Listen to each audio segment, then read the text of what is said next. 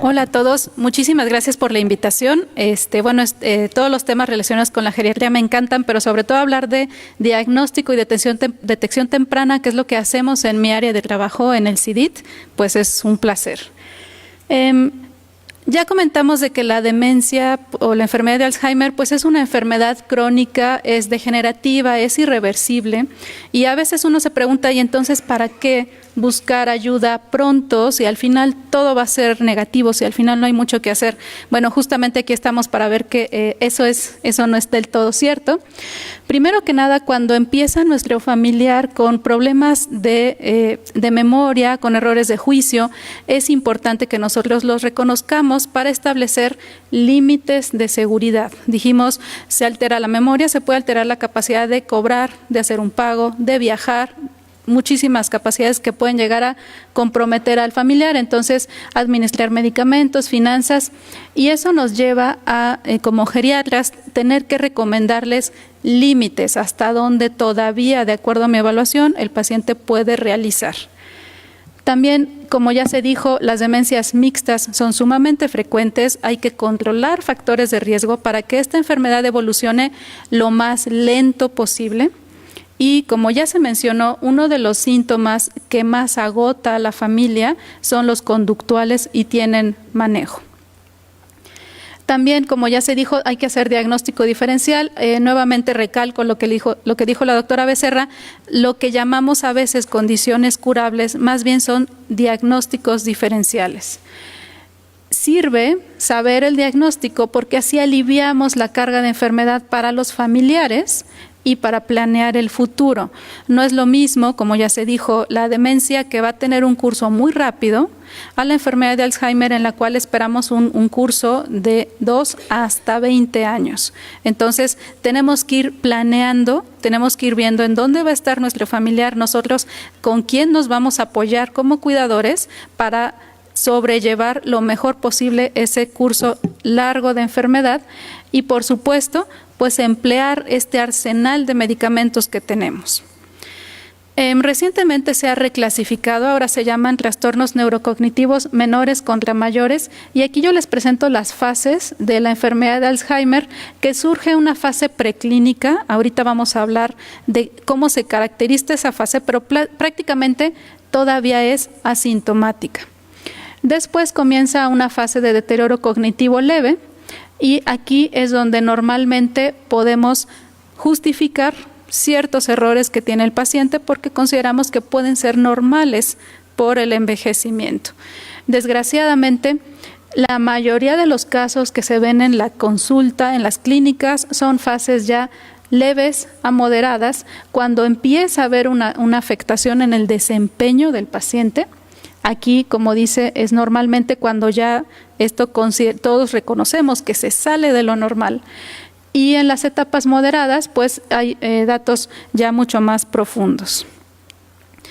De la misma manera, podemos tener la evolución a nivel anatómico, a nivel fisiopatológico. Por ejemplo, en la etapa preclínica dijimos no hay síntomas, pero ya comienza el depósito de esta proteína amiloide que cumple como función puede ser un antioxidante, modular el metabolismo del colesterol, ya se hace presente, al igual que el daño neuronal por esta otra proteína, la tau, que nos ayuda a la división celular.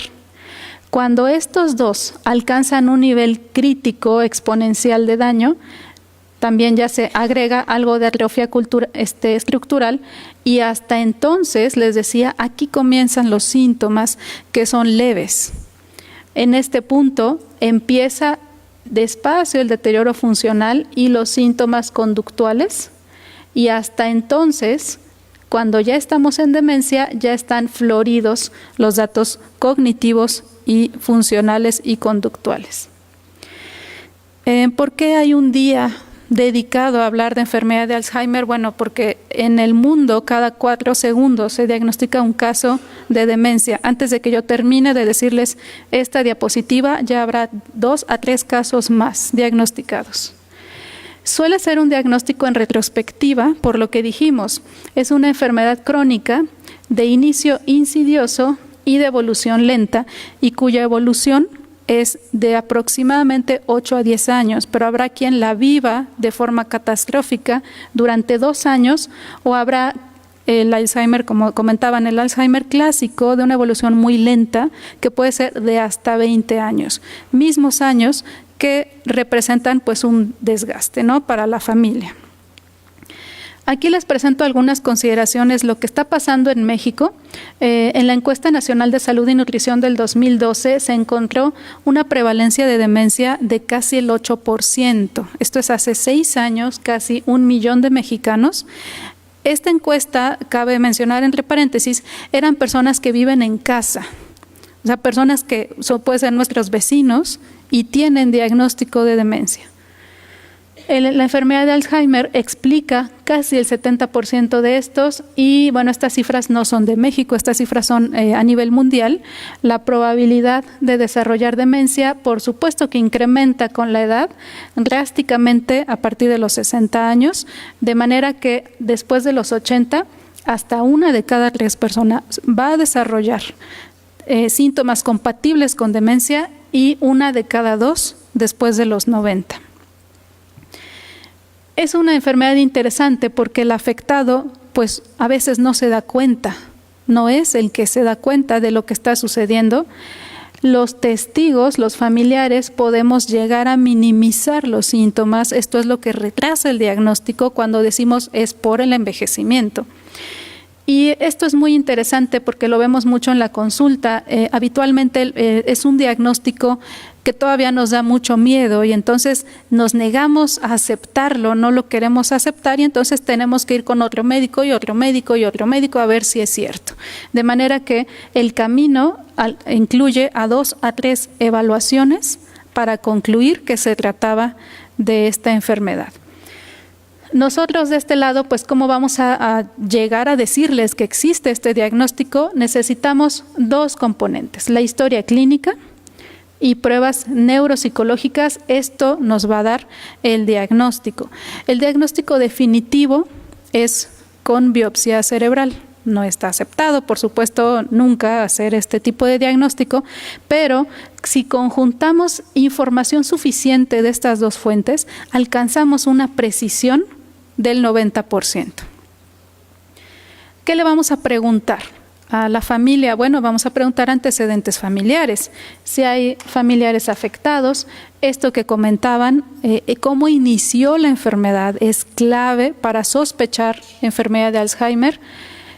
Y estos 3 de aquí, el abuso de sustancias, los trastornos metabólicos y el uso de medicamentos inapropiados, pueden considerarse adyuvantes al proceso demencial. No es una causa de la demencia habitualmente, sino que las reconocemos como pseudodemencias. En ese sentido, son las que podemos llegar a manifestar como reversibles, ¿no? Pero realmente, como ya se mencionó, estas más bien son pseudodemencias, y no debo dejar pasar una importantísima: los trastornos emocionales, específicamente la depresión. Es muy importante descartarla porque se puede comportar de manera similar a la demencia y tiene una evolución crónica, puede ser progresiva. Entonces ahí tenemos que diferenciar muy bien. Y volviendo a lo que les decía, dado que muchas veces el mismo enfermo no se da cuenta, es necesario que ese día de la consulta corroboremos la información con familiares o personas cercanas. Esto es en cuanto a los antecedentes. Las pruebas neuropsicológicas, se trata de pruebas objetivas que miden estas funciones cognitivas adaptadas a la escolaridad del paciente. En este momento no voy a ahondar en ellas porque posteriormente hay una plática dedicada a esto. Solo les tengo que decir que es la mitad del diagnóstico. Y esto creo que es lo más interesante: los primeros signos y síntomas. Cómo nosotros podemos sospechar que ya hay que ver si mi familiar tiene o no enfermedad de Alzheimer. Uno de ellos es la pérdida de la memoria, que afecta la vida diaria. Como ya se mencionó, cualquiera de nosotros puede olvidar dónde están las llaves, dónde está el monedero, a qué vine a este cuarto, pero es ocasional. Si me sucede de manera repetida, si afecta mi vida diaria, es decir, olvidé que tenía mi cita hoy con el médico, olvido tomar mis medicamentos persistentemente, esto ya es un dato de alarma. Dificultad para resolver problemas, manejar finanzas, es un problema y se puede volver muy complicado. Por ejemplo, utilizar un celular. Esos son habilidades superiores que se pueden comenzar a perder, o el mismo desempeño laboral puede verse mermado, y esto es algo que nos debe hacer llamar la atención. Esta es un poco de lo que decía la doctora, las actividades diarias ya conocidas. Por ejemplo, la paciente que cocinaba un mole maravilloso y que ahora no recuerda la receta. El paciente que era capaz de hacer actividades de carpintería y ahora ya no recuerda los pasos. Esto es importante. Nuevamente, la desorientación espacial y temporal, no saber cómo llegué aquí, voy a la tienda y ya se me olvidó el camino. Y dificultad para comprender relaciones espaciales que tienen que ver con leer de arriba a abajo, de izquierda a derecha, y entonces mi paciente ya no lee porque le cuesta trabajo seguir el orden. Mi paciente choca porque le cuesta trabajo calcular esas relaciones espaciales. Dificultad para expresarse puede ser repetir muchas veces lo mismo, perderse en una conversación, olvidar otra vez que ya se dijo, perder objetos o colocarlos en lugares inusuales. Hay personas que colocan la ropa en el congelador. O sea, ese tipo de errores que difícilmente alguien puede considerar normales, bueno, se ven en estas etapas. Los problemas de juicio, por ejemplo, orinar en público, desvestirse en público, como decían también, utilizar palabras altisonantes fuera, bueno, hay personas que antes no lo hacían, también es una de las características. La retracción social, dejar de participar. El paciente que antes era el alma de la fiesta en las reuniones y ahora se aleja de todos, es un dato que tenemos que tomar en cuenta. Y por supuesto los cambios de ánimo y de personalidad. Todos estos datos pues son llamadas a la atención. Pero como siempre, ¿no? A lo mejor nos vamos a identificar con 1, con 2, con 3 de los que dijimos, y tenemos que saber dónde se termina lo normal. Bueno, en la enfermedad de Alzheimer, y no es exclusivo, en otras demencias también, lo que vemos es un pobre juicio y toma de decisiones. Si el día de hoy veo que llueve y hace frío y yo salgo en shorts, bueno, ese es un problema de juicio, ¿no? O sea, cosas persistentemente de ese tipo. Todos podemos ocasionalmente tomar una mala decisión. Dificultad para manejar las finanzas, por la letra, pero esto de manera recurrente. Todos podemos olvidar ocasionalmente un pago. La desorientación temporal, que sea un estado constante y a todos de pronto se nos olvida a qué día de la semana estamos. Dificultad para seguir una conversación.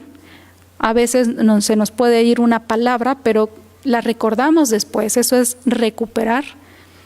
Y perder objetos y no poder trazar la ruta seguida. Este es el ejemplo que les decía del monedero. Yo necesito mi monedero, me regreso por mi caminito y lo encuentro, o hago memoria, lo encuentro. Esto se pierde en la enfermedad de Alzheimer. También nos preocupa la herencia. Hace un momento comentaban de una hermana que tiene enfermedad de Alzheimer y entonces yo me siento ya pues en la fila, ¿no? Digo, bueno, ¿y qué posibilidades tengo yo? A veces se nos acercan también los pacientes para el diagnóstico porque alguien cercano tiene la enfermedad. Bueno, la buena noticia es que la gran mayoría de los casos esporádicos son los típicos, entre los 40 y 90 años. Hablando ya de cuestiones genéticas, existen 2 tipos de patrones genéticos. El patrón determinístico significa que si yo porto el gen, voy a desarrollar la enfermedad. Eventualmente. Esto solo sucede en el 1% de los casos. Y el otro, y 20% de los casos de Alzheimer hereditario o familiar son de herencia autosómico dominante. Esto quiere decir que mi probabilidad es del 50% de portar el gen. No es lo mismo la probabilidad de desarrollar la enfermedad. El que desarrollemos o no la enfermedad depende de otros factores que afortunadamente son parcialmente modificables y que llamamos la reserva cognitiva. La reserva cognitiva, nacemos con cierta reserva cognitiva, esa es la innata, pero hay otros factores durante nuestro desarrollo que inician en la infancia que tienen que ver con qué potencial vamos a desarrollar y hasta qué momento vamos a poder mantener en línea la enfermedad. Una buena alimentación, sin duda, y los niveles más altos de educación también forman parte de esa reserva cognitiva modificable. Una vez que tenemos la sospecha, lo que vamos a hacer como clínicos es pedirle al paciente estudios de laboratorio, pero ¿se acuerdan que en la ecuación en ningún lado decía estudios de laboratorio? Porque no los necesito para hacer el diagnóstico, los necesito para descartar otras causas, para mi diagnóstico diferencial. Son estudios básicos. Se hablaba de algunas deficiencias vitamínicas que, bueno, corrigiéndolas podemos ver mejorías cognitivas, pero su papel habitualmente es pequeño y pues nunca olvidar el perfil tiroideo. El otro invitado a la plática que no estaba en la lista de necesarios para el diagnóstico son los estudios de imagen. Los estudios de imagen no deben emplearse rutinariamente sin una evaluación apropiada clínica, porque como ya se vio, muchos cambios son normales. Las mismas placas amiloides, tomamos una biopsia a alguien de 60 años, vamos a encontrarlas y no significa que esté la enfermedad. Igual que los estudios de laboratorio, me van a ayudar a descartar otros diagnósticos, llámese tumores, causas distintas a la enfermedad de Alzheimer, como son causas vasculares, por ejemplo, infartos o hemorragias cerebrales, y para sospechar, si es que no lo hice antes con el cuadro clínico, de otros tipos de demencias. Tenemos varios estudios clásicos. Podemos empezar de menor a mayor complejidad. Por ejemplo, la tomografía es la menos costosa, sirve para este diagnóstico diferencial con una causa muy frecuente en México, que es la demencia vascular. La resonancia magnética, cuyo costo incrementa y detecta infarto y atrofia sin importar el tiempo de evolución. Y la tomografía por emisión de positrones, pues es un estudio funcional. En un momento les voy a enseñar cómo se observan. Pero esto es lo que nosotros tratamos de ver en un estudio de imagen. Esto, por supuesto, pues es un diagrama de una autopsia, donde vemos de este lado un cerebro saludable y aquí un caso avanzado de Alzheimer. Se ve una importante pérdida de volumen en la corteza cerebral, la materia gris, que esto es la atrofia. En la medida que hay atrofia, pues se incrementan los espacios con líquido, que este es el sistema ventricular, y algo que se ha recalcado es el hipocampo, específicamente encargado de esas funciones de memoria, de aprendizaje, es donde se puede ver una importantísima atrofia. De manera que la tomografía, vuelvo a enseñarles del lado izquierdo un cerebro sano, y se fijan, es muy parecida. Ese es el valor de la tomografía. Y hay tomografías con cortes especiales para hipocampos. De hecho, ya existen reconstrucciones de volumen hipocampal para tener más fineza, más profundidad en el diagnóstico. Esta es una resonancia magnética. La resonancia magnética, aquí vemos un cerebro sano y bueno, son los mismos hallazgos. Diferencias, aquí puedo observar otras lesiones que han pasado con el tiempo, por ejemplo, una pérdida más notoria de volumen en la región temporal derecha, etcétera. Entonces, aportan información diferente.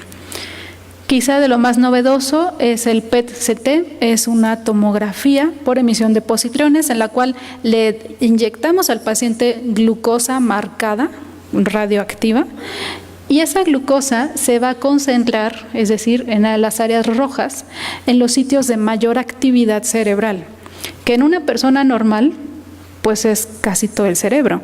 Nuevamente, este es el sistema ventricular, aquí hay líquido, entonces no tiene por qué haber captación. En la fase inicial de enfermedad de Alzheimer se pierden las regiones temporales encargadas de la memoria, hablamos de casos puros, y en fases avanzadas pues se conservan pocas regiones. Por supuesto, existen otras modalidades todavía experimentales, como, se utilizan ya en Estados Unidos, como el PET para detección específico de proteínas, de la proteína amiloide.